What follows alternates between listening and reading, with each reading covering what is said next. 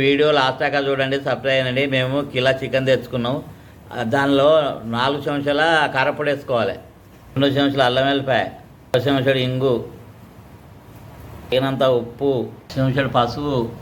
ఇందులో పెరుగు పోసుకోవాలి. ఈ చికెన్ తోటి పెరుగుతోటి అంటే చికెన్ ఇందులో పెరుగు పోసుకున్నాం 1/2 కిలో. మొత్తం ఈ పెరుగును ఈ కారపొడి అన్ని మసాలాను దీనికి పట్టియాలి. ఇలా మొత్తం పెరుగుతోటి చికెన్ కలుపుకోవాలి.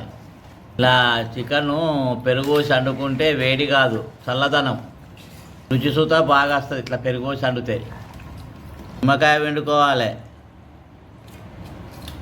చికెన్ కలిపి పక్కకు పెట్టుకున్నాం. ఇప్పుడు దీనికి కావాల్సిన మసాలాలన్నీ రెడీ ఉన్నాయి. స్టవ్ అంటు పెట్టినాం, స్టవ్ పైన మట్టి కంతులు పెట్టినాం. అందులో 2 చెంచాల నూనె పోసుకున్నాం. లవంగాలు, యాలకులు, మిరియాలు, దాల్చిన చెక్క, జాజి పువ్వు, జాజికాయ ఇందులో వేసుకున్నాం. ఇప్పుడు మెంతి, బియ్యనాకు, కళ్యామాకు, పచ్చిమిర్చి, ఉల్లిగడ్డలు దూరగా గోలించుకోవాలి. పుదీనా వేసుకోవాలి, కొత్తిమీర వేసుకోవాలి.